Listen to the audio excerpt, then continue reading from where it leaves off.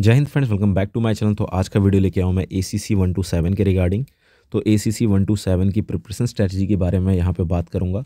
But preparation strategy से मैं आपको एक चीज़ और पहले बताना चाहूँगा यहाँ पे कि आपके लिए क्या क्या चीज़ें ज़रूरी हैं ACC एग्ज़ाम देने के लिए।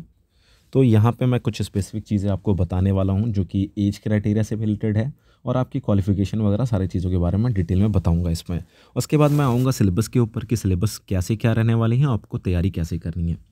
तो देखिए, सबसे पहले ACC के बारे में जैसे ही बात होता है, इसमें आपकी जो बेसिक चीज़ पता चलती है हमें, वो लिखा रहता है हर जगह 2 ईयर्स ऑफ मिनिमम सर्विस। इसका क्या मतलब है? जिस दिन आप एकेडमी को ज्वाइन कर रहे हैं उस दिन तक आपकी 2 साल की सर्विस हो जानी चाहिए। तो यहाँ पे मैं बता रहा हूँ, जो GD वाले बंदे हैं कम से कम उनकी भी यूनिट पहुँचने तक सर्विस हो जाती है 1 से 1.5 साल। 1 से 1.5 साल आपकी सर्विस हो जाती है यूनिट पहुंचने तक। और साथ में जब आप फॉर्म अप्लाई करते हो, जैसे अगर आप मान लो इस साल अगस्त में एग्ज़ाम देने वाले हो, तो आप जो अपना कोर्स ज्वाइन करोगे वो अगले साल 1 जुलाई को ज्वाइन करोगे। अगर मैं 22 का बात करूं कि अगस्त 22 का एग्ज़ाम दे रहे हो, तो आप 1 जुलाई 2023 को आप एकेडमी ज्वाइन करोगे। तो यहाँ पे मोरलेस 1 साल मिल जाते हैं आपको। तो आपकी ऑलरेडी 2 साल के ऊपर हो चुकी है सर्विस। तो आप फिजिकल सर्विस का वेट मत करो कि 2 साल होने वाली है। आपकी यूनिट में जो ऑफिशियल नोटिफिकेशन आते हैं उनके अंदर साफ साफ लिखा होता है कि जिस दिन आप ज्वाइन करते हो उस दिन आपकी सर्विस 2 साल हो जानी चाहिए। ठीक है, तो पहला यहाँ पे चीज़ है 2 years of service first of all. Second चीज़ के बारे में बात करते हैं हम डेट ऑफ बर्थ का।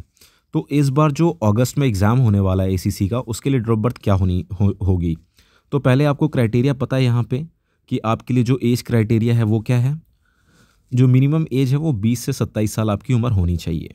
तो अगर आप 19 साल के हो तो जब तक आप एकेडमी पहुंच रहे हो तब तक भी आप 20 के हो जाओगे। यहाँ पे भी वो चीज़ एप्लीकेबल है। साथ ही साथ अगर मैं डेट की बात करूँ कि इस बार कौन से डेट तक के बंदे एलिजिबल होंगे, तो अगर इस बार की बात करता हूँ तो इस बार जो जुलाई 1996 है और उसके बाद वाले, वो इस बार के एग्ज़ाम के लिए एलिजिबल हैं।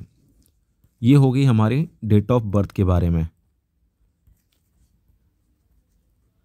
डेट ऑफ बर्थ का अगर इसमें भी किसी को डाउट है तो कमेंट सेक्शन में कमेंट कर सकते हैं। बट जो जुलाई 1996 के बाद बॉर्न है या जुलाई 1996 में बॉर्न है 1 तारीख के बाद, वो इस एग्ज़ाम को दे सकते हैं। क्योंकि यहाँ पे अभी क्या है, आप अभी बोलोगे सर ये तो एज फिर 26 आ रही है, तो यहाँ पे 1 साल का प्रोसीजर लग जाता है आपको एकेडमी पहुँचने तक। तो आपकी एकेडमी पहुँचने तक उम्र 20 से 27 के बीच में होनी चाहिए। ये है इसका क्राइटेरिया। अभी चलते हैं हम एजुकेशन क्वालिफिकेशन के ऊपर। एजुकेशन क्वालिफिकेशन क्या चाहिए होता है? 10+2 होना चाहिए होता है। अगर आपकी क्वालिफिकेशन 10+2 है या इक्विवेलेंट है तो भी आप ACC देने के लिए एलिजिबल हो। अभी ACC कौन कौन दे सकते हैं? ACC जितने इंडियन आर्मी के जो भी विंग्स हैं सारे के सारे ACC के लिए अवेलेबल हैं। आप किसी भी विंग में सर्व कर रहे हो, आप ACC दे सकते हो। ACC देने के लिए कोई मनाही नहीं है। अभी इसमें एक चीज़ और आता है निकल के सामने। कुछ ऐसे ट्रेड्स हैं कि जो नायक और हवलदार होते हैं, जो ACR के लिए जो एलिजिबल होते हैं, उनके लिए क्या चीज़ें हैं। जो ACR के लिए एलिजिबल होते हैं उनका जो ACR है वो अपने रिकॉर्ड में पहुंचा होना चाहिए। अगर आपके ACR नहीं पहुंचते हैं तो भी आपकी SSB की डेट नहीं आएगी।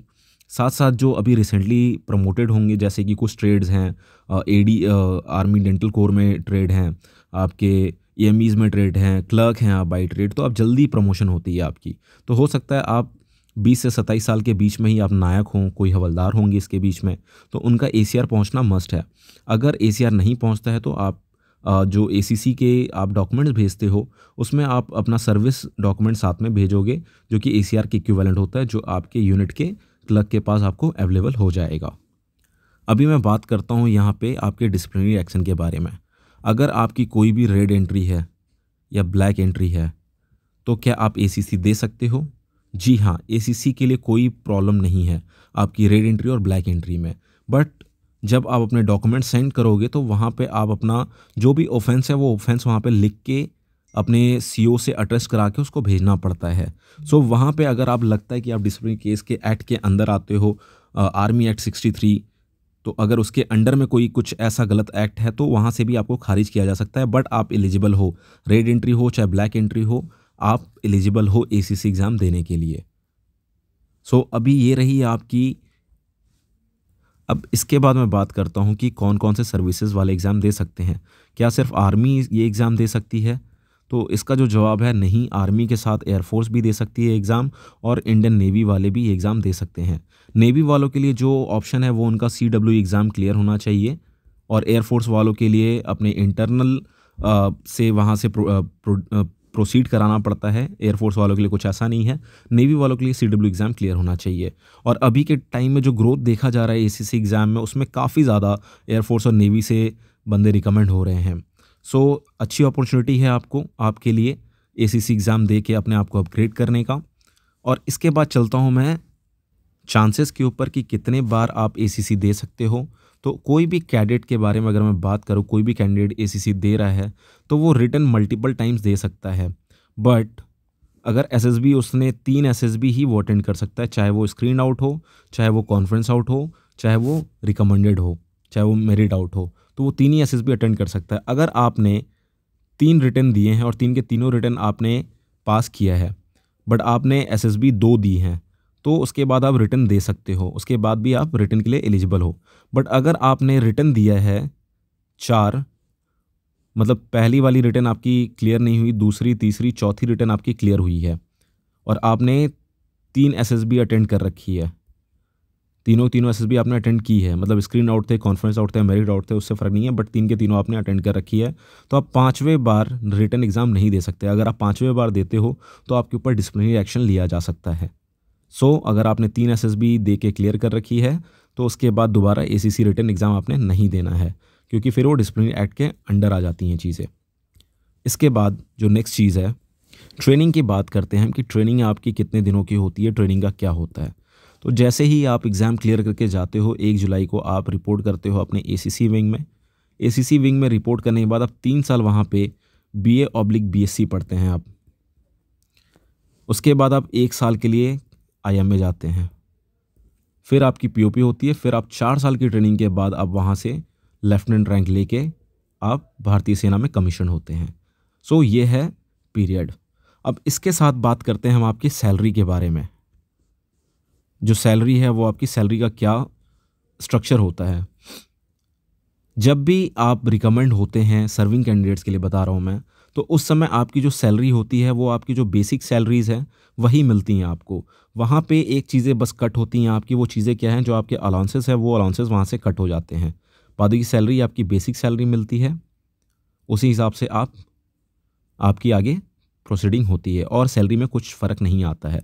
आपको कोई स्टाइफन नहीं मिलता अलग से, कोई चीज़ें अलग से नहीं मिलती, बट आपकी जो सैलरी है वही मिलती है, बट अलाउंसेस वहाँ पे कट हो जाते हैं, कोई एक्स्ट्रा अलाउंसेस आपके लिए अवेलेबल नहीं होती।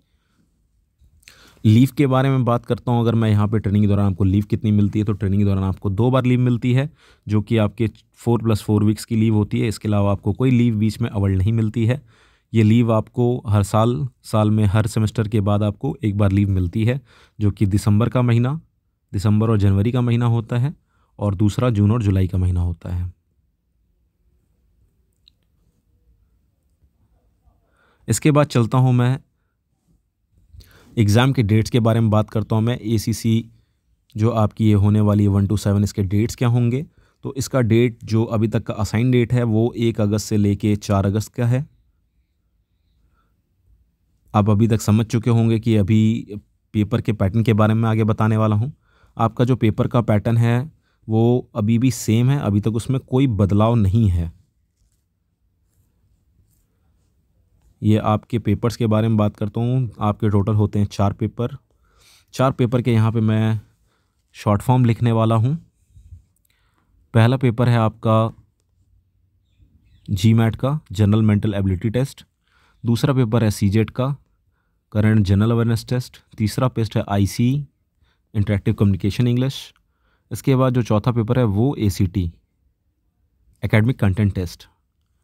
अब इसके बाद क्वेश्चंस के बारे में बात करता हूँ मैं, तो सब में क्वेश्चन होते हैं आपके 150, 150, 150, 120 + 180 और यहाँ पे भी होती है आपकी 150। सारे हैं ×2, मतलब हो गया आपके 300, 300, नेक्स्ट भी 300 और नेक्स्ट भी 300। तो आपके टोटल कितने हो गए भाई नंबर हो गए आपके 1200। अब इस 1200 में आपकी मेरिट बननी है।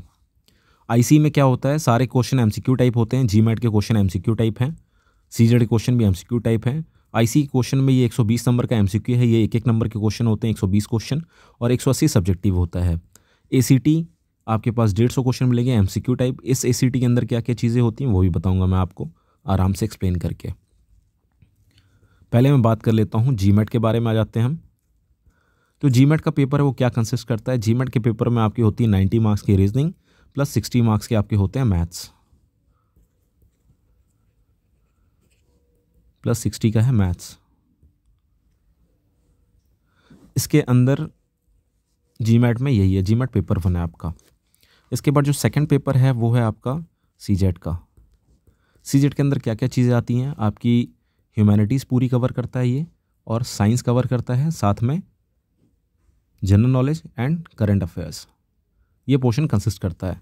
इसमें ह्यूमैनिटीज़ और साइंस के क्वेश्चन होते हैं 70 के आसपास, और जीके के होते हैं 80। ये वैरी करता है, ये कोई फिक्स नहीं है, इसमें वेरिएशंस आते रहते हैं। टोटल हो गया 150। आईसी की बात करता हूँ मैं यहाँ पे। आईसी के अंदर होते हैं आपके 120 मार्क्स के ऑब्जेक्टिव। उस ऑब्जेक्टिव में आपको पूरे ग्रामर्स मिलेंगे। ग्रामर्स में क्या क्या मिलेंगे मैं बताता हूँ। आर्टिकल मिलेगा आपको, प्रीपोजिशन मिलेगा आपको, डू एंड डायरेक्ट मिलेगा, करेक्ट द सेंटेंस, रीअरेंज, ये सारे 10-10 क्वेश्चन होते हैं। इनसे सारों से 10-10 क्वेश्चन आपको मिलेंगे।